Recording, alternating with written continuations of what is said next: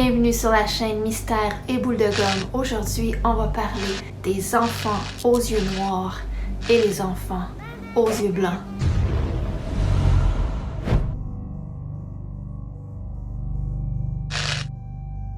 On va commencer par les enfants aux yeux noirs. Les enfants aux yeux noirs sont une légende urbaine au sujet de créatures paranormales ayant l'aspect d'enfants entre 6 et 16 ans environ, au teint pâle et aux yeux complètement noirs.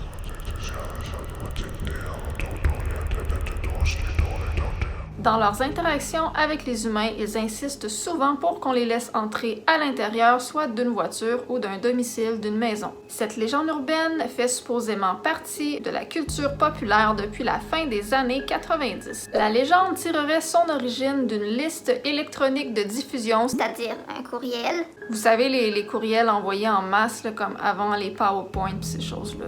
Et cette liste étant destinée aux amateurs de paranormal et de fantômes. La première mention documentée d'enfants aux yeux noirs date du 30 juillet 1997 et est apparue sur le groupe Usenet Alt.Magic, et cette mention est par Brian Bettel, un journaliste du Texas. Usenet est un système de réseau de forums inventé en 1979.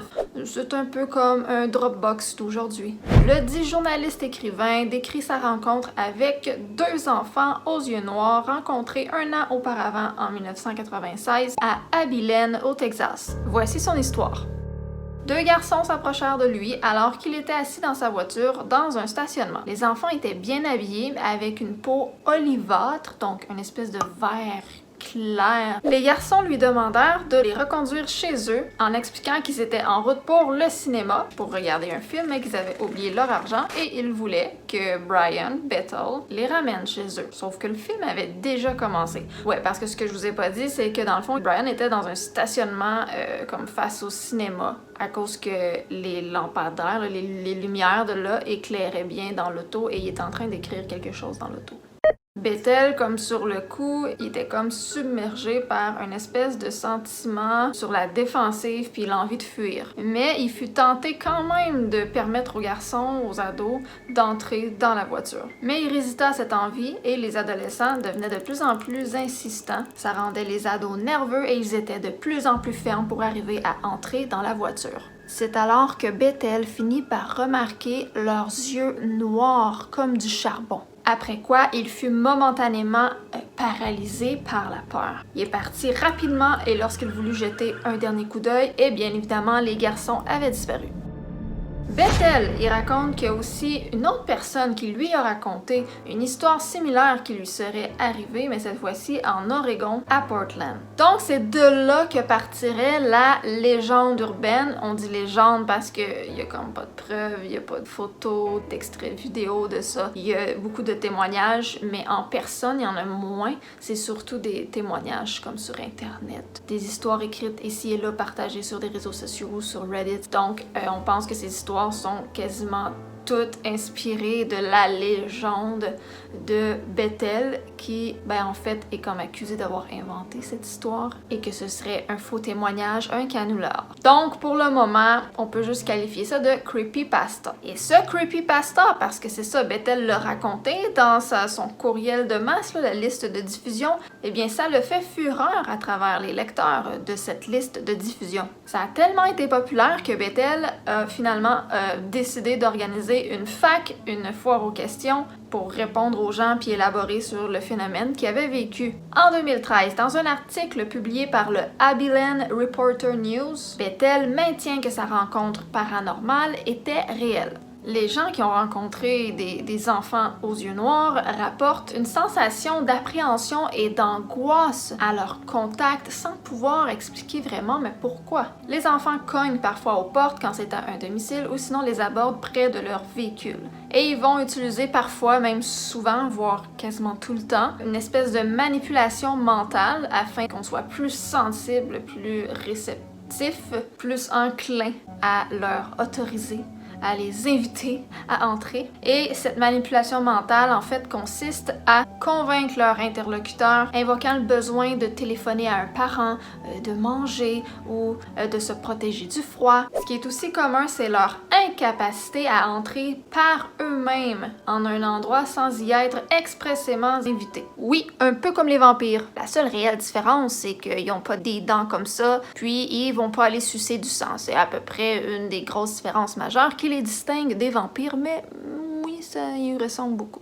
On reconnaît ces enfants car leurs yeux sont complètement noirs, y compris la partie censée être blanche et l'iris aussi. On sait pas trop, advenant que l'on accepte l'hypothèse paranormale, on sait pas trop si ce serait des fantômes, des extraterrestres, des vampires ou des démons. Pour Bethel, ils sont des prédateurs et nous sommes la nourriture. Mais pas qu'ils vont nous manger au sens littéral du terme, mais ils veulent obtenir quelque chose de nous. Peut-être qu'ils veulent simplement nous tuer, mais Bethel a tendance à penser que leur dessein est beaucoup plus complexe que ça. Tant que vous n'aurez pas été témoin de ces terribles yeux noirs pleins de haine, arrachés aux profondeurs de la nuit et du temps, je ne crois pas que vous puissiez comprendre. Les autres témoins à qui j'ai parlé comprennent vraiment, dit-il. En anglais, on les appelle les Black Eyed Kids, ou au plus court, BEC.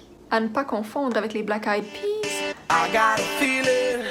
Les caractéristiques des enfants aux yeux noirs. Dans les témoignages, les enfants aux yeux noirs ont généralement les attributs suivants. Une apparence d'enfant entre 6 et 16 ans, une apparence physique normale, en tout cas à première vue, même si certains trouvent que something is wrong.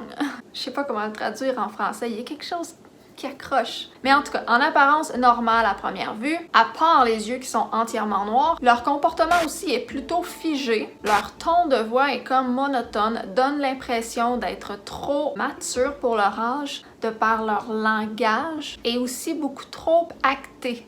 Ils sont normalement bien habillés, mais soit qu'ils sont vêtus de façon démodée, par exemple avec une longue robe fleurie faite à la main, ou sinon de façon moderne portant sur eux un foutu chandail à capuchon. Ils se présentent seuls ou en petits groupes, souvent en 2, mais parfois plusieurs, jusqu'à 5 maximum qu'on a vu. Ils demandent à entrer dans la maison ou la voiture, souvent en prétextant de l'aide. De surcroît, ils sont insistants dans leurs demandes. Ils veulent pas rentrer s'ils n'ont pas reçu la permission. Les témoins rapportent une peur viscérale en leur présence. Aussi, les chats et les chiens vont fuir la scène ou bien ils vont agir de façon agressive et parfois des phénomènes bizarres électriques se produisent en leur présence.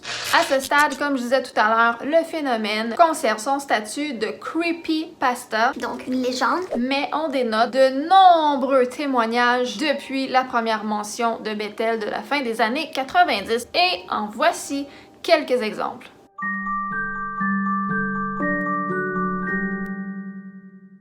Le premier témoignage est celle d'une femme nommée Leah Campen. Je vais pas vous l'expliquer, je vais vous mettre l'extrait vidéo de son témoignage, son interview. I was about 2 blocks away from my house, you know, on my jog with my iPod. And this is like morning or afternoon? It was afternoon. It was Okay. it was actually, I can tell you exactly what time it Okay. was. It was exactly 5:17. Et c'est important, dit-elle, car j'ai eu une expérience récurrente avec ce nombre. Experience with that number. Nous éprouvons des difficultés techniques reliées à cette séquence vidéo. Merci de votre compréhension. But I had never seen any children ever on that corner, and I was 2 blocks away, and I was approaching the corner of Hartford and Shepherd, and there was a boy. He was about 10 years old. Avec un genre de chandail rayé et un pantalon noir ample, lousse, ça semblait un peu étrange. And the other thing that I noted was that he was wearing a yarmulke, which was very typical for that neighborhood.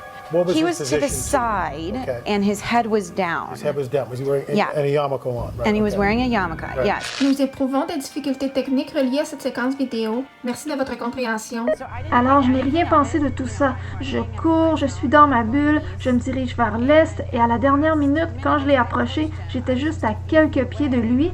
J'ai regardé et je souris normalement aux gens. Et c'est ce que j'ai fait et il m'a attrapé avec son regard intense This very et intense, c'était juste effrayant. just frightening. And this was like just the blackest depths that it was just like a cavern of like looking down into a vacant cavern with just like evil at the bottom. Okay, so it's the operative word here would be evil. Yes, for Okay. sure. Definitely. Tu n'es pas sûr de quelle façon il a quitté la scène. As-tu fait au moins 101 fois pour vérifier derrière? No. Behind you. Non, j'avais trop peur honnêtement car il était si maléfique, je pouvais le sentir. I could feel it. Have you ever felt fear like this before? Well, not really to that extent. Not to that no, extent. I mean all my hairs were standing up. I really just was so frightened by the whole thing that my only reaction was to run fast in the other direction and not look back. And I didn't look back. Otherwise, I may have seen him vanishing or something. I don't know. Nous éprouvons des difficultés techniques reliées à cette séquence vidéo. Merci de votre compréhension. I want to show you something. This is from a book by David Weatherly, and I want you to look at this cover. Did it look something like this? Yes. Ugh. Ugh. Ugh.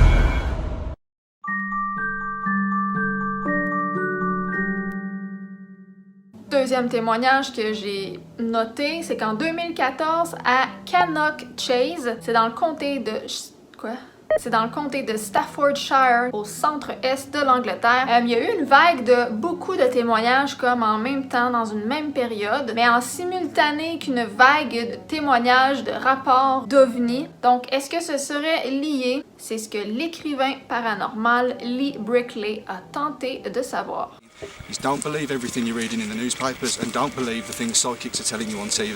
Lee raconte, entre autres, une bien étrange histoire vécue par une mère de famille. Bien sûr, le nom de cette mère n'est mentionné nulle part, en tout cas moi je l'ai pas trouvé. Celle-ci affirme avoir été enlevée par des ovnis alors qu'elle se promenait avec ses filles un week-end. Au bout de 4 heures, le trio serait revenu sur Terre, ne se rappelant plus du tout de ce qui s'était passé durant ce laps de temps précédent. Bon, vous savez, c'est genre les symptômes classiques d'un enlèvement par des extraterrestres, en tout cas ce qu'on entend souvent. Le lendemain matin seulement, pas le jour même, elle constata que sur sa main était inscrit le texte 27 octobre 2014 et à ce moment-là, c'était en début octobre, je crois la première semaine d'octobre. Et elle est tout de suite venue à la conclusion que il se passerait quelque chose d'horrible le 27 octobre. Il semblerait que ce soit elle, cependant, qui ait rédigé les mots, sauf qu'elle s'en souvient pas du tout. Puis là, elle nous affirme tout ce que je peux vraiment vous dire, c'est que quelque chose de grand va se passer. Plus tard, elle a eu quelques flashbacks de son enlèvement, de l'événement, et elle affirme même posséder des preuves matérielles. Preuves dont on n'a jamais été informé. Donc, si on récapitule, ça faisait à ce moment-là 30 ans qu'il n'y avait aucun phénomène d'enfants aux yeux noirs qui avait été observé dans la région. Donc, comme je disais, en 2014, depuis qu'ils ont réapparu, il y a beaucoup d'événements d'OVNI qui ont fait surface aussi. Et là, je parle à Cannock Chase, bien sûr. Donc, est-ce que ces deux phénomènes paranormaux, soit OVNI et enfants aux yeux noirs, sont liés? Est-ce qu'il va se passer quelque chose le 27 octobre 2014? En fait, je parle de ça comme si c'était dans le futur parce que c'était une question que se posaient ces gens-là à ce moment-là. Mais est-ce qu'il s'est passé de quoi le 27 octobre 2014 finalement, hein? Ben, on va regarder, hein, si c'est passé de quoi? Ok, je ne trouve rien de spécial. Cette date, d'après moi, devait être personnelle à cette femme-là. Donc, peut-être qu'il s'est passé quelque chose dans sa vie à elle, mais qui ne nous concerne pas. Et c'est sûr qu'on n'en entendra pas parler.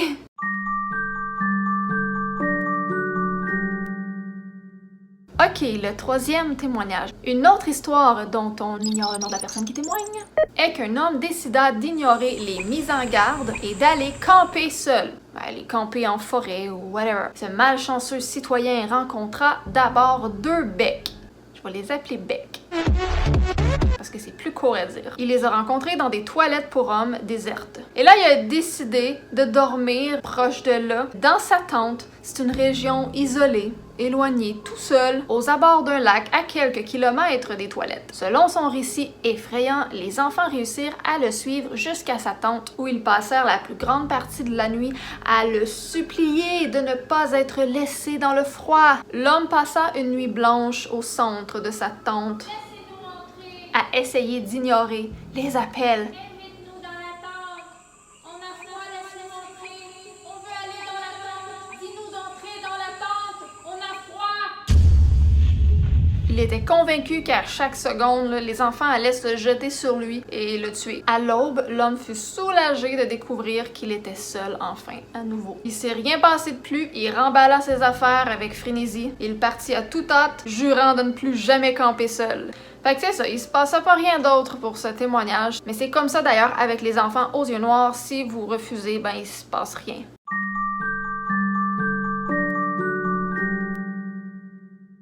Une autre histoire est celle d'une femme nommée Adele. Hello from the other Non, pas celle-là! side. Mais Adele qui? Aucune idée, évidemment. Elle était en sécurité dans sa maison quand elle vécut une expérience douloureuse avec des becs. À chaque fois que je dis ça, je pense à un canard. C'est B-E-K, évidemment. Voici comment Adele elle-même Supposément. décrit sa rencontre. J'étais assise dans ma chambre à lire un livre quand, vers 23h, j'ai entendu des coups, lents et constants. Je me suis levée du lit pour voir ce que c'était. J'ai regardé par la fenêtre et, à ma grande surprise, j'ai vu 2 enfants. J'ai ouvert la fenêtre et je leur ai demandé ce qu'ils voulaient alors qu'il était si tard. Ils ont répondu en disant simplement « Laissez-nous entrer. J'ai dit non et leur ai demandé pourquoi je devrais les laisser entrer. Nous voulons utiliser vos toilettes. J'ai été très choquée que des enfants d'environ 10 ans veulent utiliser les toilettes d'un inconnu à cette heure de la nuit. Je leur ai dit non, j'ai fermé la fenêtre, mais j'ai continué à les regarder à travers la vitre. J'ai regardé leurs yeux et je n'ai jamais vu des yeux comme les leurs. Ils étaient noirs. Complètement noirs. J'ai alors éprouvé un sentiment de maléfice et de malheur. Ce sentiment m'entourait. C'était horrible.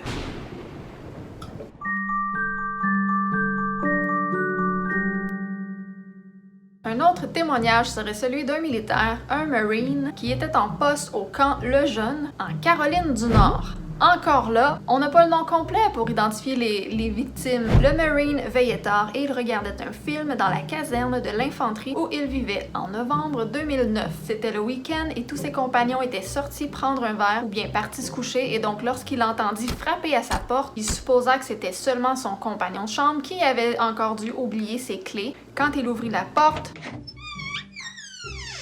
le jeune Marine eut le choc de sa vie, car ce n'était pas son copain qui se tenait debout dans l'allée. Non, c'était 2 enfants, 2 becs. Le Marine, en racontant, insista que c'était son premier réflexe de fermer la porte, de la claquer et de la verrouiller, mais qu'il était incapable de le faire. Il décrit l'expérience de manière très détaillée. Je ne pouvais pas détacher mon regard de leurs yeux noirs de jet. C'était comme s'ils m'aspiraient. Je me sentais horriblement mal et j'ai tout à coup eu peur pour ma vie, comme si j'avais besoin d'immédiatement me mettre à l'abri. Ils m'ont juste fixé avec ces yeux maudits. J'ai jeté un coup d'œil rapide le long de la promenade pour voir si d'autres Marines étaient dehors, mais il n'y avait personne sur ce site. Je me suis retournée vers les enfants qui, je l'avais remarqué, avaient fait un pas vers moi. J'ai eu le sentiment d'être traquée, comme si ces enfants étaient des prédateurs en chasse pour leur prochain repas ou quelque chose comme ça. L'instinct a cédé le pas à la raison et j'ai décidé d'écouter cette petite voix et de fermer la porte à clé. Dans les nombreuses histoires que j'ai lues, plusieurs parlent que les yeux noirs auraient une propriété aspirante, inquiétante.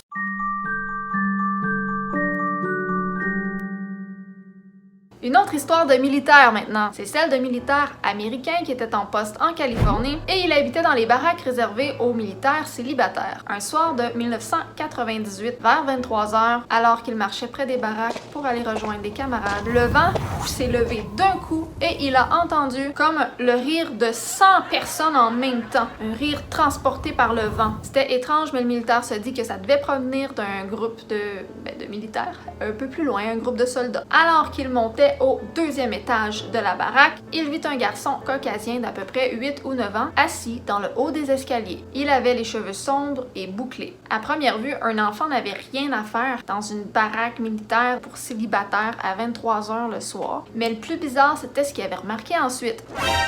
les yeux noirs, noirs comme de l'encre. Il m'a regardé et j'ai alors ressenti une véritable terreur, comme si mon âme était en danger. J'ai couru jusqu'au bas de l'escalier et je suis retournée à ma chambre, verrouillant ma porte et restant cachée pour le reste de la nuit. Je pensais avoir rencontré le diable ou un démon. Ce n'est que l'année dernière que j'ai entendu parler des enfants aux yeux noirs. En lisant les récits des autres, j'ai compris ce que j'avais rencontré. Le militaire a expliqué qu'au moment de la rencontre, il avait le sentiment que l'enfant était un être spirituel mais malveillant, passé dans notre monde. Il ignorait si l'être devant lui voulait se nourrir de son âme, le maudire, le traîner en enfer ou l'amener avec lui dans la dimension d'ombre d'où il venait. Mais il ressentait en tout cas au fond de ses tripes que son âme était en danger.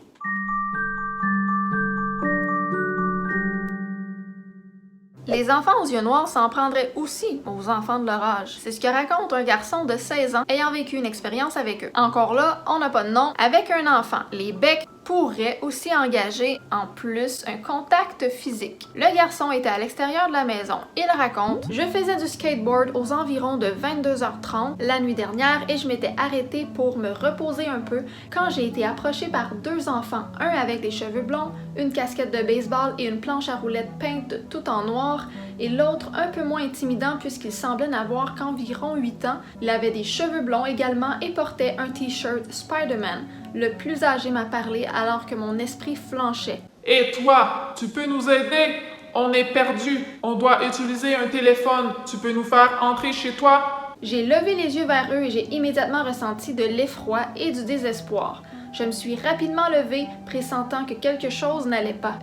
Vous pouvez utiliser mon téléphone portable, si vous voulez. » L'enfant plus âgé a semblé alors ennuyé et m'a regardé dans les yeux. C'est alors que j'ai remarqué qu'ils étaient complètement noirs, sans aucun blanc. « Hé, super tes lentilles de contact! Vous les avez où? » leur ai-je demandé. « C'est pas des lentilles de contact. » Le garçon de 16 ans a alors répondu catégoriquement: « Oui, bon, désolé, je ne pourrai pas vous aider dehors, mais je rentre maintenant! » Je me suis retournée et j'ai commencé à partir en skate, mais d'une façon ou d'une autre, le plus âgé m'a rattrapé et agrippé par l'épaule. « Tu vas nous laisser utiliser ton téléphone.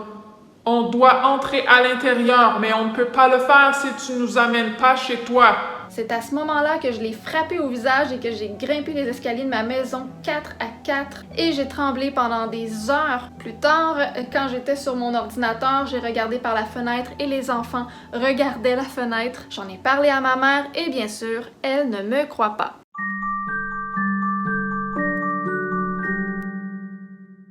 Aussi sur Reddit, une personne dont on ignore l'identité, en fait la réelle identité, raconte son histoire. L'utilisateur s'appelle Shelby McGervey ou Gervais sûrement, en tout cas. 13 ans. Elle a été obligée de manquer l'école car sa mère était à l'hôpital et elle devait rester avec son petit frère jusqu'à ce qu'il parte pour l'école. Le reste de la journée, elle était à la maison. Elle a profité de son temps toute seule, elle était en pyjama et vers 11h45, des coups ont frappé à la porte et Shelby a ouvert. C'était un garçon un peu plus âgé qu'elle. Étrangement, son toupette lui couvrait complètement les yeux. Elle dit que ce gamin était super immobile puis qu'elle aurait pu croire qu'un ami avait juste déposé un mannequin là, mais ensuite le gamin a parlé. On aurait dit un putain de robot ou quelque chose du genre. C'était comme s'il était programmé pour dire ça, dit-elle. Et voilà ce qu'il a dit. « Ma mère m'a dit de demander un téléphone de peur que je me perde. Avez-vous un téléphone? » À ce stade, Shelby a chié dans son pantalon parce que premièrement, c'est une fille de 13 ans. Donc pas super imposante. Le garçon était plus âgé qu'elle et il était comme habillé en voleur. Il était à sa porte avec le visage à moitié couvert. Puis en plus, elle dit que pour une raison qu'elle ignore, elle pouvait pas détourner son regard. Puis elle avait l'impression que si elle bougeait ou que si elle prononçait autre chose que oui, qu'elle allait genre exploser. Puis en plus, il y avait deux autres garçons du même âge que lui, debout dans son allée. Ils étaient habillés exactement de la même manière tous les trois. Une paire de jeans amples, un chandail à capuchon foncé et des espadrilles usées. Au départ, Shelby pouvait juste comme bégayer puis hocher la tête. Elle trouva finalement la force de dire clairement non. Mais alors qu'elle fermait la porte, l'adolescent a mis son pied en travers pour bloquer la porte. Les deux autres qui étaient dans l'allée ont commencé à s'avancer vers elle. Elle a attrapé le bâton de baseball qui était près de sa porte d'entrée et elle a commencé à menacer. Genre, si tu pars pas tout de suite, je vais te foutre une raclée et appeler les flics. Elle dit qu'elle a crié assez fort pour qu'au moins un de ses voisins l'entende parce qu'elle avait un voisin genre costaud d'une vingtaine d'années. Puis elle, ben comme je disais, tu sais, elle était petite, en plus elle portait un pyjama Bob l'éponge, donc pas très crédible. Puis là, tout à coup, l'enfant là, qui avait son pied dans la porte l'a enlevé puis est allé se placer au centre des deux autres gars dans l'allée. Celui de droite a dit exactement sur le même ton, avec la même voix que le premier. Je suis désolée de t'avoir dérangé. Je reviendrai plus tard pour te le redemander. Intérieurement, Shelby préparait ses funérailles. Juste au moment où elle s'apprêtait à fermer la porte, un des ados, il a relevé la tête, il a souri. Il l'a regardé, il y avait des putains de yeux noirs! Les deux autres ont fait la même chose. Elle a dit non et elle a claqué la porte. Puis là, elle a appelé le voisin qui était le costaud de 20 ans. Il est venu en courant, il a cherché partout autour de la maison. Il a dit qu'ils étaient partis. Quand la fille a raconté tout ça à sa mère, évidemment, elle l'a pas cru! Elle a dit que sa fille mentait. Ils sont jamais revenus, mais elle a toujours eu peur d'être seule chez elle par la suite, surtout que son fameux voisin costaud avait déménagé. Une autre caractéristique particulière que certains ont mentionné, c'est qu'ils ressentiraient pas le froid malgré qu'ils puissent demander d'entrer à l'intérieur par temps froid. Il y a un témoin qui s'appelle Ezekiel Finch, c'est un Américain, puis lui il est convaincu qu'ils sont pas humains. Une petite fille aux yeux noirs a tenté de le convaincre de la laisser entrer dans son appartement. Il faisait 30 degrés Fahrenheit, ça c'est-à-dire à peu près moins 1 degré Celsius, donc c'est froid. Il y avait de la neige par terre et elle portait une petite jupe et un haut avec des bretelles spaghetti. Alors qu'il se tenait dans le cadre de la porte, puis là il écoutait cette jeune fille-là qui était vêtue de pas grand-chose. Ben, il l'écoutait le supplier de la laisser entrer chez lui. Puis là il s'est dit qu'elle pouvait être sur l'influence de drogue en fait, mais il a remarqué autre chose très rapidement. Vous savez là les petits nuages de brume que ça fait quand on parle lorsqu'il fait froid ou quand on respire là. Ben elle n'en faisait pas. Elle avait comme pas de réaction au froid, pas de respiration visible. Elle n'inspirait pas. Ézéchiel croit que les enfants aux yeux noirs ne sont rien d'autre que des monstres. Ils veulent que tu sois à l'aise, ils veulent que tu te sentes en sécurité, dans le sens qu'ils veulent que tu les croises inoffensifs, et c'est pour ça qu'ils utilisent l'aspect de faire pitié puis de se faire aider. Mais ce sont des prédateurs, a-t-il déclaré. Il y a aussi beaucoup de gens qui ont l'impression qu'ils lisent dans leurs pensées. Là, je vais pas encore vous dire d'autres témoignages, je vous en ai quand même assez donné. Puis ils parleraient le langage connu de l'endroit là, ou des gens à qui ils s'adressent. Mettons, ils vont parler en anglais très bien, avec des mots qu'on connaît. Mais en fait, non, c'est bizarre parce que c'est comme un langage connu qu'ils vont utiliser, mais de façon tellement déconnectée. Je vous laisse avec l'extrait vidéo que j'ai traduit d'une interview avec... je vais l'écrire en bas. These children will say phrases which sound almost normal but aren't. Tell us about that. Right. L'utilisation du langage est en soi un sujet à lui seul avec toutes ses manifestations. Premièrement, la plupart décrivent leur discours comme étant très monotone. Ils disent qu'ils parlent d'une manière très froide. Can you imitate that from some of the witnesses that you've talked to? Some people say it sounds almost robotic. Okay. There's almost an implication that they're programmed or that they've memorized a certain set of phrases, and they will default back to those. You know, they won't answer direct questions very often. They'll simply redirect and repeat a statement. So, just let us in. Nous éprouvons des difficultés techniques reliées à cette séquence vidéo. Merci de votre compréhension. so here's a knock on the door, right? And I go, "Hi, kids, can I help you?" What do they say? Could be any number of bizarre phrases. Here's one that really kind of creeped me out. Is it food time? No one speaks weird. like that. That's not, you know, it's English language, but it's not a normal phrase. So it just doesn't fit. I think you should let me in. I think it's food time.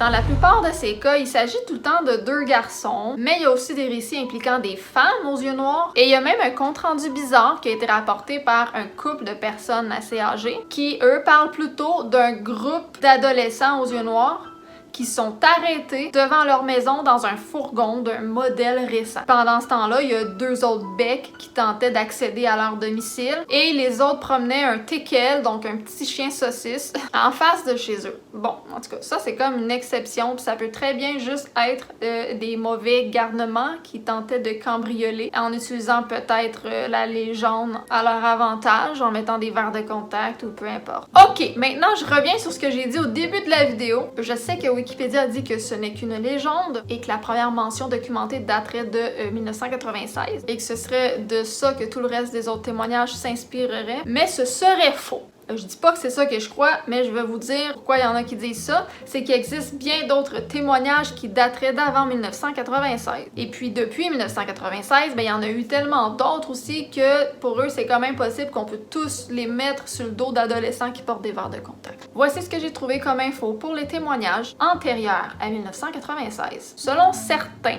Bethel est celui qui a popularisé le phénomène, mais il était présent bien avant. Bethel aurait donc inventé le terme Black-Eyed Kids, donc les enfants aux yeux noirs, mais avant, ces phénomènes-là étaient décrits simplement avec d'autres termes, d'une autre façon. L'auteur David Witterly, dans son livre Black-Eyed Children, il rapporte plusieurs cas antérieurs à 1996, incluant un cas intéressant qui s'est passé en France en 1974.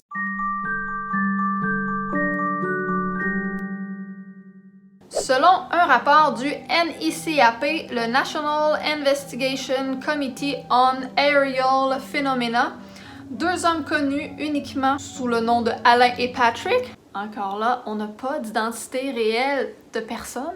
Ils faisaient une balade en voiture, il est d'environ 15 heures quand ils ont décidé de faire demi-tour et de prendre un itinéraire différent. Le conducteur Patrick a ralenti devant la dernière maison du village pour faire demi-tour. C'est là qu'il a remarqué 5 petites silhouettes étranges dans la cour de la maison. 3 d'entre elles se tenaient à l'arrière-plan, blotties l'une contre l'autre. Le 4e enfant marchait le long de la maison en passant ses mains sur le mur. Le 5e se tenait au milieu de la cour, leur faisant face.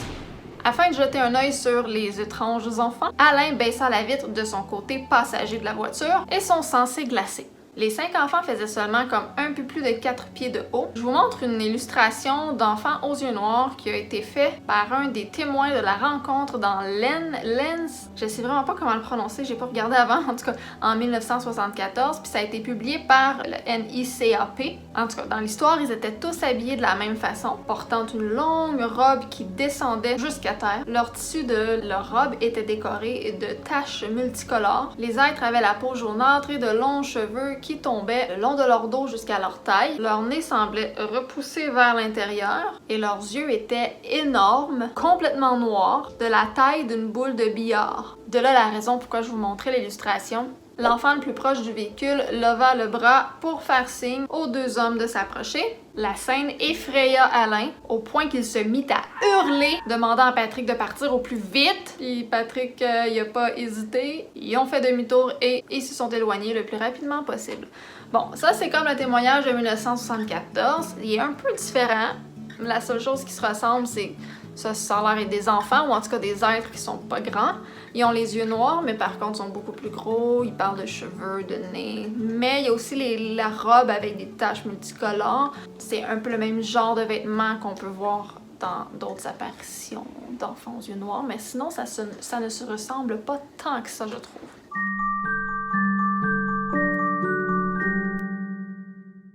Il y a un autre témoignage qui est paru sur Reddit en 2014, donc en plein dans la vague où il y en avait plein qui sortaient un peu partout. L'utilisateur qui a publié, c'est Smokescreenzowie. En tout cas, il dit que son grand-père a rencontré les enfants aux yeux noirs, que l'événement aurait eu lieu soit en 1918 ou en 1919. Donc, c'est pas genre un écrit qu'on a retrouvé qui est vraiment daté de cette époque, c'est quelqu'un qui a publié sur Internet en 2014 une histoire qui supposément concernait son grand-père qui avait vécu ça dans cette époque. Donc, on n'aura pas la preuve, encore là, ça aurait pu très bien être inventé. Ça se serait passé à Sandoval, en Illinois, aux États-Unis. Il faisait chaud. Il y a un homme qui se prenait quelque chose à boire à la cuisine. L'homme, j'imagine que c'est son grand-père. Puis là, il a entendu frapper à la porte.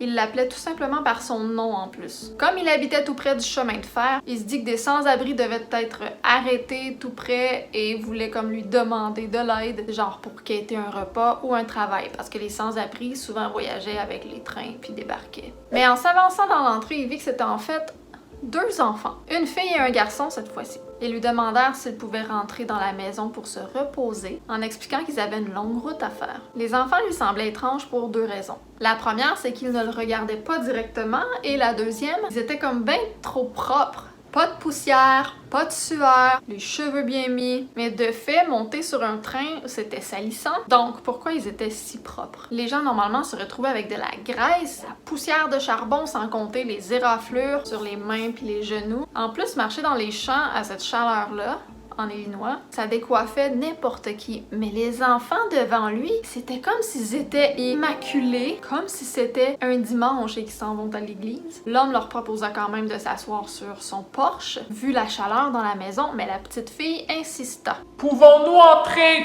Elle se mit à répéter sa demande encore et encore, jusqu'à ce que l'homme frappe des mains et dise « Non! Sacre bleu! » La petite fille s'arrêta alors et le fixa de ses yeux noirs charbon. Monsieur, est-ce que nous pouvons entrer, s'il vous plaît?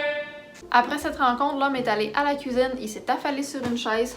Il se sentait mal, comme s'il avait reçu un coup dans le ventre. Son chien est venu le rejoindre, il tremblait comme une feuille. L'homme comprenait pas ce qu'il y avait, donc il s'est dit ça doit être un épuisement par chaleur. C'est comme des coups de chaleur quand il fait vraiment très chaud. C'était ça l'histoire, mais tu sais, on dit que ça s'est passé dans ces années-là, mais la première parution qu'on peut trouver écrite de ça, c'est en 2014, donc. I don't know. Non savoir. Yes, no toaster. Pourquoi je dis ça?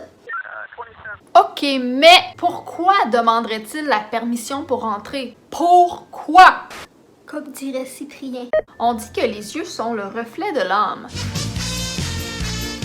Que reflètent les yeux de ces enfants alors? Le vide, l'ombre, les ténèbres. Ce qu'on entend par là, qu'ils ont pas d'âme. Pourquoi demande-t-il avec insistance la permission pour entrer? Personne n'a vraiment élucidé le mystère. Toutefois, dans de nombreux mythes et légendes, les personnages surnaturels comme des vampires ou les démons ou même certains fantômes ne peuvent pas entrer dans une maison sans y être invités. Donc, en tenant compte que ça pourrait être juste un canular inventé, une histoire, une légende inventée, ça pourrait simplement être que la personne s'est inspirée de ça sans aucune autre raison particulière derrière. Y aurait-il donc du vrai derrière cette légende? On s'entend sans que ce soit des vampires qui croquent le cou puis qui sucent le sang. Ils pourraient cependant être des vampires d'énergie. Ou bien alors sans être des démons cornus avec une longue queue puis des pieds fourchus. Ils pourraient être des entités dans une autre dimension, genre une place qui n'appartient pas à ce monde terrestre. Souvent dans les légendes, les vampires, les démons ou les fantômes vont tenter d'obtenir la permission, mais en trompant la personne, lui faisant par exemple croire qu'ils sont quelqu'un d'autre. Puis, ben, se déguiser en enfant, c'est un peu ça, non? Comme ça, ils vont soulever moins de soupçons chez les adultes. Puis, les adultes ont plus de chances de vouloir aider un enfant qu'un adulte. Toutefois, malgré ce bon déguisement, les créatures sembleraient incapables de modifier leurs yeux. Il y a d'autres personnes qui croient plutôt que leurs yeux noirs, c'est un signe de possession. Donc que ce seraient des vrais enfants, mais qui sont possédés. Puis à ce propos, est-ce que la légende dit que les démons doivent obtenir la permission avant d'entrer dans une âme? En tout cas, c'est beaucoup de questions et très peu de réponses. En fait, aucune. Pour l'instant, du moins. Ok, mais qu'est-ce qui arrive si on les laisse entrer? Ah! Voici le témoignage d'une femme du Vermont aux États-Unis qui raconte ce qui s'est passé la nuit lorsque son mari et elle-même ont laissé entrer 2 becs dans leur maison. C'était la nuit, en pleine tempête de neige. Le couple s'est fait réveiller par des coups frappés à la porte.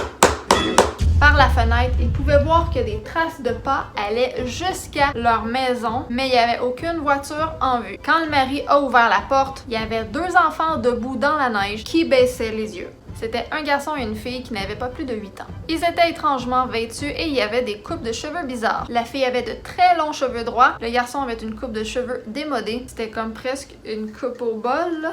Ils n'étaient pas habillés pour l'hiver et la première idée, en voyant les enfants, c'est que ça devait être des enfants ménonites. Mais selon leur connaissance, il n'y avait jamais eu une communauté importante de ménonites dans les environs. C'est quoi ça, ménonite? Les Ménonites sont des membres d'un mouvement anabaptiste qui a été fondé dans la première moitié du 16e siècle. C'était implanté aux Pays-Bas et aux États-Unis. Bref, un groupe religieux. L'homme disait, ben, quand j'y pense, ma première réaction normale face à des enfants comme ça, le pris en hiver, aurait été de les faire rentrer rapidement, les envelopper dans une couverture chaude. Mais étrangement, c'est pas ce qu'ils ont fait. Les enfants étaient troublants. Ils n'établissaient pas de contact visuel avec eux. Puis lorsque le mari a demandé si tout allait bien, ils ont juste demandé s'ils pouvaient entrer. Ils répondent jamais aux questions directement. Ils ont comme toujours des phrases préfaites qui veulent pas dire grand-chose. Fait que là, le mari a regardé sa femme en voulant dire, ben, qu'est-ce que je fais? Fait que là, ils ont demandé aux enfants où étaient leurs parents. Ils seront bientôt ici. C'est tout ce qu'ils ont dit. Il était presque 2h du matin, fait que la seule pensée logique qui leur venait en tête, c'est ben qu'ils avaient dû peut-être avoir un accident de la route, ou ben les enfants s'étaient perdus. Et là, même si leur instinct leur disait de pas laisser entrer les enfants dans la maison, ils l'ont fait. La femme est allée dans la cuisine pour faire du chocolat chaud pendant que le mari les emmenait dans le salon. Pendant que la femme s'occupait de la bouilloire, elle entendait son mari leur parler. Il leur demandait si ça allait, d'où ils venaient, quelle distance ils avaient marché, si la voiture de leurs parents était tombée en panne, ce genre de choses. Mais ils répondaient tout le temps « Nos parents seront bientôt ici. » Leur ton de voix, dit-il, était chantant, Je sais pas trop ce qu'il veut dire par là. mais il avait pas l'air d'avoir peur d'être dans une maison chez des étrangers, genre. Là, la femme a commencé à remarquer que ces chats se cachaient. Il y avait 4 chats et il y en avait 3 qui étaient vraiment partis se cacher. Alors que normalement, les chats étaient curieux, affectueux, puis qui devaient même les empêcher de se sauver dehors ou ces choses-là. Mais là, alors qu'il avait ouvert la porte pour les laisser entrer, pas de chats à l'horizon. Il y en a pas un qui essayait de savoir c'est qui est là. Non. Il y a un chat, comme je disais, qui était pas parti se cacher, donc elle a pu voir que les poils sur ce chat-là étaient hérissés et la queue était gonflée pendant qu'il regardait en direction du salon. Elle a voulu se pencher, le caresser, voir ce qui va pas, puis le chat s'est mis à... Il a grogné puis est allé se cacher en dessous de l'îlot de cuisine. Elle l'avait jamais vu se comporter comme ça. Elle est retournée dans le salon, les enfants étaient assis sur le divan et ils étaient assis aussi droit que possible. Puis là, son mari se tenait la tête dans ses mains. Fait que là, la femme lui a demandé ce qui allait pas, puis il a seulement dit qu'il se sentait étourdi. Tout d'un coup, mais que ça allait. Elle s'est retournée vers les enfants, elle leur a donné le chocolat chaud, mais sauf que quand ils ont levé les yeux vers elle, elle a tressailli, ça a tout pris pour qu'elle se contrôle de pas faire tomber les chocolats chauds puis de pas partir à courir. Quand ils l'ont regardée, leurs yeux étaient complètement noirs. Quand ils ont vu qu'elle avait peur, ils se sont levés et ont demandé à utiliser les toilettes. Elle a essayé d'avoir l'air le plus naturel possible en indiquant que les toilettes se trouvaient au bout du corridor. Ils sont allés ensemble et elle s'est dépêchée à demander à son mari « As-tu vu leurs yeux? » Il les avait vus aussi. Et il disait que ça ressemblait à la fois où son frère à lui avait eu les yeux meurtris lors d'un accident de la route. Fait que là, ils se demandaient, eux autres, c'était qui ces enfants-là, à qui appartiennent-ils? Puis là, en même temps, le nez de l'homme se mit à saigner. Puis depuis qu'elle le connaissait, il avait jamais saigné du nez. Elle savait au fond d'elle que ça avait rapport aux enfants qui étaient maintenant dans les toilettes. Elle pleurait, est allée chercher des mouchoirs pour son mari. Et c'est à ce moment que l'électricité a coupé. Elle a entendu son mari appeler le nom de sa femme depuis le salon. La femme marchait dans le corridor à ce moment-là, puis elle a stoppé net. Les 2 enfants se tenaient au bout du couloir. Ils ne bougeaient pas. Elle a jamais eu aussi peur de sa vie. Il faisait que se tenir là, debout, dans le noir, après ce qui lui a semblé être une éternité. Les enfants ont dit « Nos parents sont ici. » Ils ont marché jusqu'à la porte d'entrée. Ils l'ont ouverte. Ils sont sortis en laissant la porte grande ouverte. Le mari s'est dépêché d'aller la fermer, puis il a failli tomber. Les habitants ont regardé par la fenêtre et au bout de leur entrée, ils ont vu 2 hommes qui se tenaient debout à côté d'une voiture noire dont le moteur tournait. Les hommes avaient l'air de porter des complets noirs et ils étaient très grands, au moins 6 pieds de haut. Le mari a fait comme au revoir de la main par la fenêtre, puis à ce moment-là, ils les ont fixés du regard et puis ils sont embarqués dans la voiture. Ils sont partis, l'électricité est revenue environ une demi-heure après, mais plus rien n'était pareil. Dans les mois qui ont suivi, 3 de leurs chats ont disparu. Ils pensent qu'ils sont sauvés puis sont juste jamais revenus. Mais le pire, c'est qu'ils ont trouvé le chat, celui qui avait eu le poil hérissé, qui était pas allé se cacher tout de suite.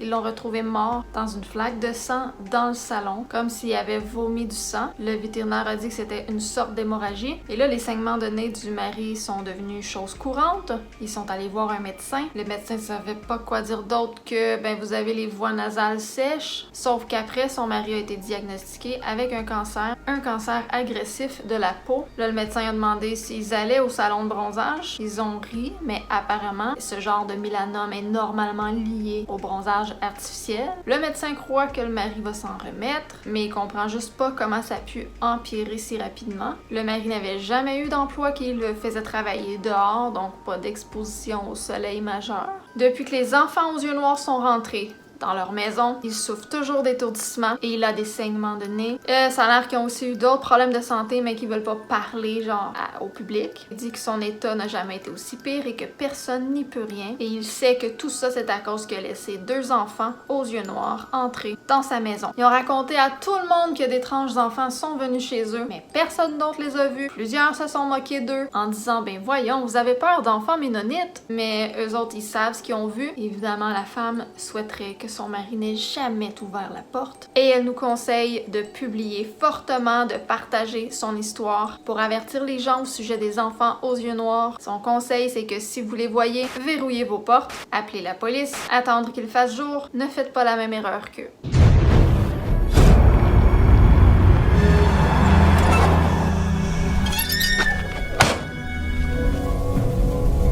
We'll have a short ride.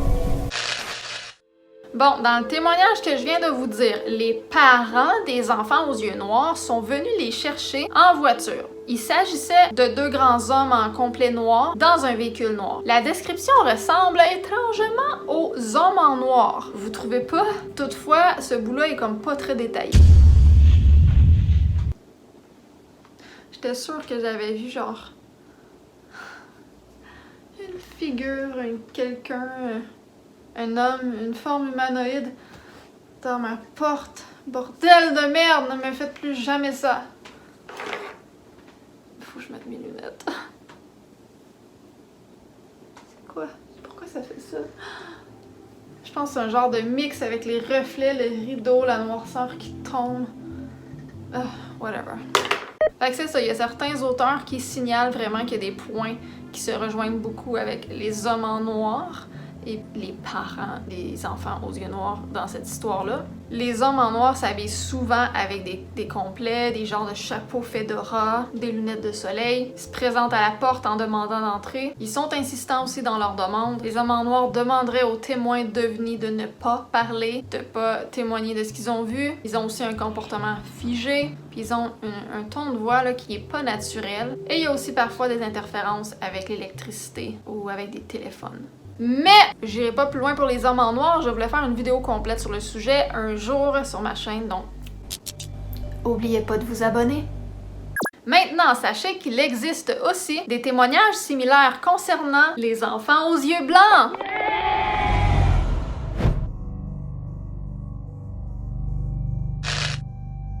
Il y a quelques rapports de créatures similaires, mystérieuses, qui ont plutôt les yeux d'un blanc pur. Mais pas pur dans le sens de bienveillant, là. Dans le sens que c'est fucking blanc.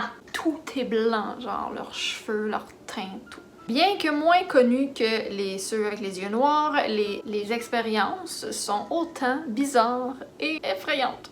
Les enfants aux yeux blancs semblent beaucoup plus puissants, plus dangereux. On les appelle les White-Eyed Kids ou WIC, on pourrait dire en anglais. Certains les surnomment aussi les anges de la mort ou les démons de la mort parce qu'ils annonceraient une mort, soit la tienne ou quelqu'un que tu connais. Mais avant ça, souvent t'es malade, en tout cas. Ils communiqueraient un peu par télépathie, mais les gens s'en rendraient compte seulement après coup en y réfléchissant, genre que leurs lèvres n'ont pas bougé. Leur peau serait d'une teinte très pâle, voire translucide. Certains disent qu'ils peuvent aussi léviter et qu'ils sont très forts physiquement. Physiquement, je sais pas s'ils ont vraiment un vrai physique. En tout cas, on se comprend. Mais eux n'auraient pas vraiment besoin de votre autorisation pour rentrer chez vous. Parce qu'en fait, ils contrôlent vos pensées et ils vous feraient dire ou vous feraient faire des choses dont vous n'avez juste plus le souvenir d'avoir autorisé. Mais c'est comme si vous l'aviez fait parce qu'ils manipulent vos pensées puis ils lisent dans vos pensées. Fait qu'ils savent que vous les laissez entrer. En tout cas, je sais pas si je suis claire. Voici quelques témoignages.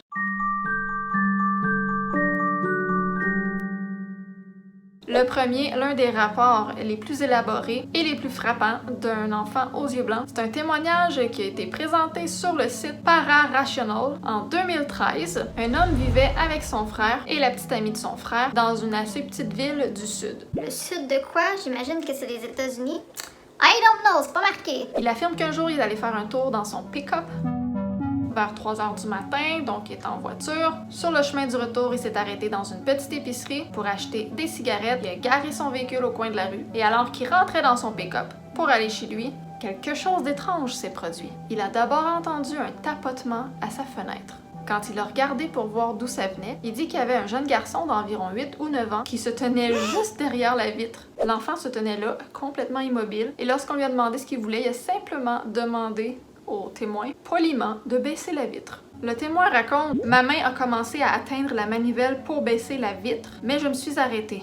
Il y avait cette boule dans mon estomac et je commençais à me sentir mal. J'ai secoué la tête et demandé « De quoi as-tu besoin, gamin? » Quelques secondes plus tard, le gamin a répondu « Monsieur, je pense que je suis perdu. » J'ai commencé à réaliser que ce gamin remuait ses lèvres, mais il n'avait pas du tout bougé depuis qu'il se tenait à sa fenêtre. Il n'y avait pas d'expression faciale, il n'y avait rien. Il lui a demandé « Où sont tes parents? » La voix du témoin commençait à trembler. Puis là, il s'est dit « C'est quoi ce bordel? Je suis un vétéran, pas facilement intimidé, et c'est juste un enfant. » Fait que le kid a dit « Je ne les trouve pas. Pouvez-vous me ramener à la maison, s'il vous plaît? Emmenez-moi à la maison. Déverrouillez simplement les portes et j'entrerai. » À ce stade, il avait l'impression que quelque chose venait de se passer. Il a détourné le regard de l'enfant pour la première fois afin de s'assurer de mettre les clés dans le contact. Puis là, il a regardé par-dessus son épaule droite. Il s'est demandé, tu sais, si cet enfant-là, c'est-tu un appât pour un vol? Je vais-tu me faire cambrioler? Mais il n'y avait même pas de voiture derrière lui pour environ un pâté de maison.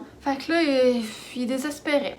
Ce gamin avait besoin d'aide. Fait que là, il a regardé le gamin et son sang s'est glacé. Pourquoi n'avais-je pas remarqué avant? Il s'est dit. L'enfant, il avait pas de pupille. Putain, il n'a même pas d'iris. Ses yeux étaient tout blancs. Pas comme un aveugle là, où les pupilles sont laiteuses. Juste des putains de yeux blancs. Puis là, le gamin avait toujours pas bougé un muscle. L'homme a remarqué la peau pâle, presque translucide, et le témoin sentait la terreur le submerger. En présence de cette chose, une peur sans nom et un sentiment de catastrophe imminente le traversant. Avec sa main tremblante, il a mis le contact. Le gamin, jusqu'à là, était encore plutôt calme. Il était timide, il implorait, mais quand il a réalisé que le témoin était sur le bord de partir, l'enfant a pris un ton inquiétant et le témoin explique « Dès que cette chose a entendu le bruit de mon moteur, il a froncé les sourcils, il a commencé à frapper la fenêtre. Pas de léger tapotement, vraiment fort. « Monsieur, laissez-moi juste monter dans votre voiture et ramenez-moi à la maison.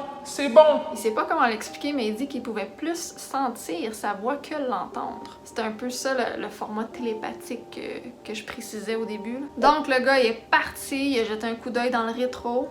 L'enfant il avait à peine bougé puis il a juste tourné la tête vers lui. Puis là, le vétéran, il se demandait « Mais c'est quoi ce bordel? » Il a roulé environ 15 000 au-dessus de la limite de vitesse permise. Il dit que sûrement il a brûlé des stops. Puis c'est juste quand il est arrivé dans son allée... God.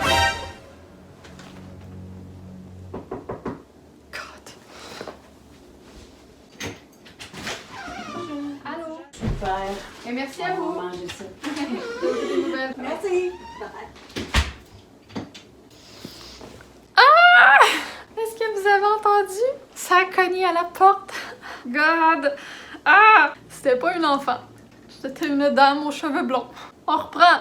Donc, c'est quand le monsieur est arrivé dans son allée qu'il a réalisé qu'il se dirigeait vers chez lui. Il s'est garé, il a pris des longues respirations. Il s'est calmé. Quand il a repris ses esprits, il a regardé à l'extérieur puis il a réalisé qu'il faisait maintenant noir. C'était la fin du crépuscule, presque la nuit. Il a regardé sa montre.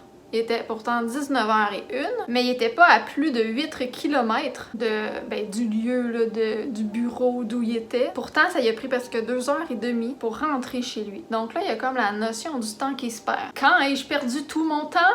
Se demanda-t-il. Là, il prétend qu'il est resté dans son véhicule à trembler pendant genre 20 minutes. Il se demandait si le gamin effrayant l'avait suivi, si peut-être il était en train de se balader dans l'ombre. Oh mon Dieu. Finalement, il a trouvé le courage de sortir et il est rentré chez lui. Il a verrouillé toutes les portes et il a patrouillé dans sa résidence, dans son domicile avec une arme de poing. Quand le frère et sa petite amie du frère sont rentrés, il leur a dit ce qui s'était passé, mais ils l'ont pas pris au sérieux. Mais pourtant, c'était assez bouleversant pour qu'il envisage à ce moment-là de pas rentrer travailler le lendemain. Il se sentait constamment surveillé. Mais le lendemain, il a finalement repris son travail. Il travaillait comme informaticien dans un hôpital. Il était toujours méfiant à cette heure, fait qu'il rangeait son arme dans la boîte à gants de la voiture au cas où. Puis l'histoire a pris une tournure tout à fait étrange quand il retourna chez lui parce qu'il a vu des empreintes de mains. 2 maudites empreintes de mains d'enfants sur la portière, côté conducteur et sur le pare-brise. Des empreintes de mains grasses et terrifiantes. Il a regardé autour du véhicule, dans l'allée, rien.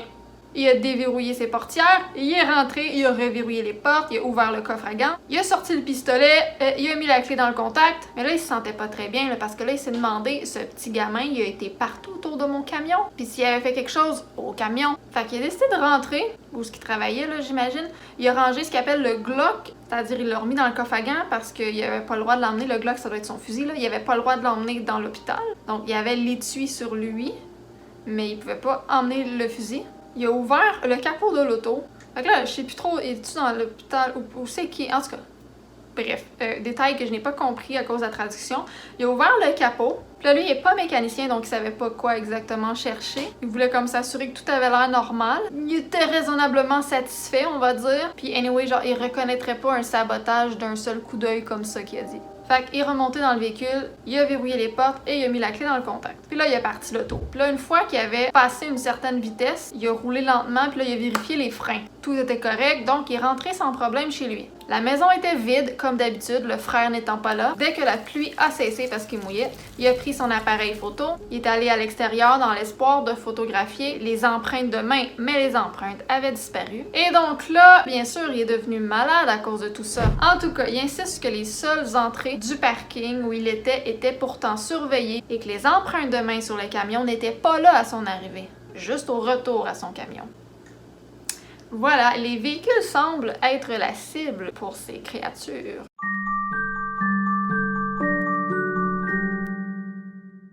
Un autre rapport très similaire pour les enfants aux yeux blancs qui vient d'un internaute sur Reddit, et là ça va être le dernier témoignage que je vais vous faire. Donc l'internaute dit que tout ça s'est produit alors qu'il était dans un parking d'un centre commercial ouvert 24 heures sur 24 en attendant un ami et qu'il était vers 22 heures. Il affirme que, assis là, perdu dans ses pensées, un jeune enfant est soudainement sorti de nulle part et il a tapé sur les fenêtres et a demandé qu'on l'emmène. Le témoin a demandé où étaient ses parents. Le garçon a simplement répété qu'il était perdu, qu'il avait besoin de rentrer chez lui.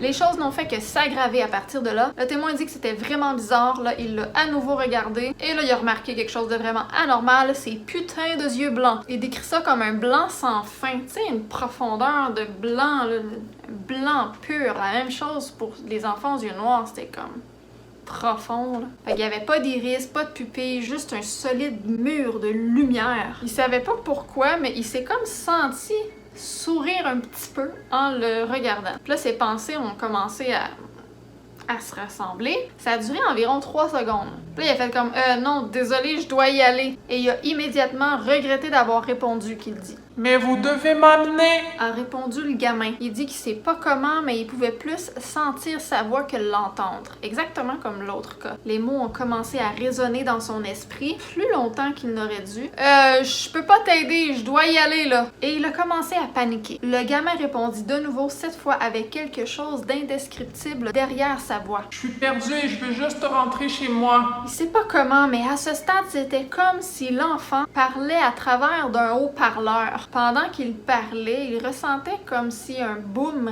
résonnait en provenance de l'intérieur de l'enfant. Weird. La force de sa voix était si forte, il se sentait énormément compatissant envers ce gamin, mais comme s'il était obligé de l'être. Mais avec la dernière once d'esprit qu'il pouvait bien lui rester, il a quand même démarré la voiture, puis il a appuyé sur l'accélérateur. Et là, l'enfant a immédiatement crié. Donc, il s'est précipité sur la sortie la plus proche. Il était dans un état second, il a conduit durant la nuit. T'sais, il a laissé son ami là au centre d'achat. Son ami est rentré chez lui tout seul plus tard. Pendant qu'il conduisait puis qu'il sortait du stationnement, il pouvait encore entendre la voix du gamin qui résonnait encore dans sa tête avec un volume amplifié. Il met beaucoup l'accent sur la force de sa voix, comme s'il avait été pris et secoué violemment par le gamin dont la voix était si forte, si claire. Son inconscient analysait chaque nuance et inflexion de ce qu'il avait dit, comme s'il était encore là, obligé de le faire. Il y avait comme une force derrière ça, derrière les paroles. Fait qu'on voit que c'est dans une similitude extrêmement étrange en rapport avec le cas précédent, parce que le témoin en plus dit que quand il est revenu chez lui, il y a un orage inquiétant qui s'est déclenché et il remarqua une empreinte de main anormale sur sa voiture. Il explique « Il y a eu un énorme orage et j'ai remarqué des éclairs. Bien que je ne les avais pas vus, quand j'étais dans mon immeuble, j'habite dans un complexe, j'ai ouvert l'énorme porte en métal pour entrer et elle était trempée. Il y avait une empreinte de main dessus. Je l'ai remarqué que lorsque j'ai baissé les yeux pour tirer sur la poignée. Elle se trouve à peu près à la hauteur qu'un petit enfant placerait ses mains. L'empreinte de la main était blanche et bien que toute la porte ruisselait d'eau, l'empreinte de la main semblait faite de peinture récemment séchée. Je l'ai touchée, levé les yeux et j'ai senti avec ma main juste pour m'assurer qu'il s'agissait de peinture. C'était le cas. Je baissai de nouveau les yeux. L'empreinte était passée du blanc au clair à cause de la pluie dégoulinant sur la porte. Je l'ai touchée à nouveau et je l'ai ressenti. C'était de la peinture mais maintenant complètement imbibée d'eau et beaucoup plus fluide qu'auparavant. Quelques instants plus tard, l'empreinte avait disparu. J'ai posé ma main sur l'endroit où se trouvait la peinture, mais ce n'était qu'une porte métallique derrière.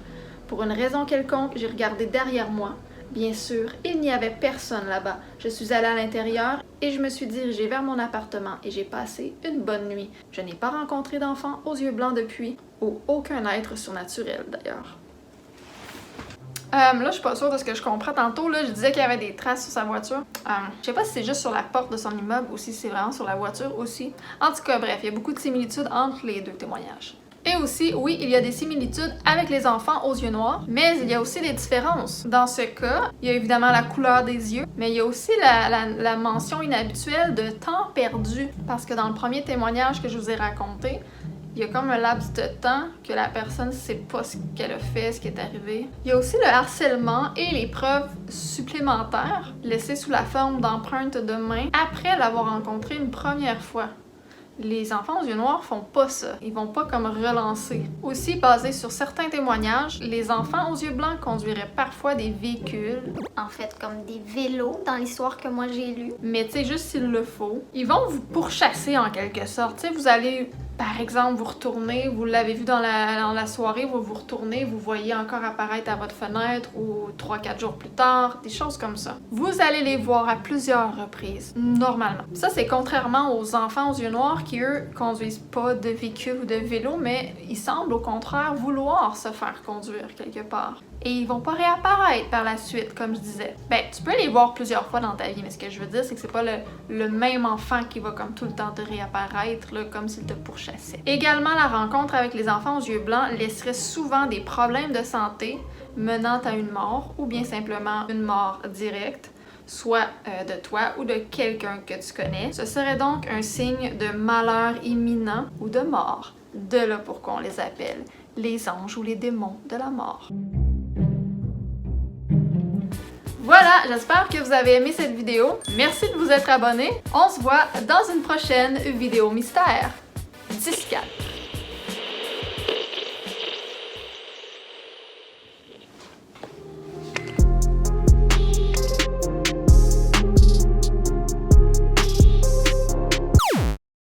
N'oubliez pas de vous abonner.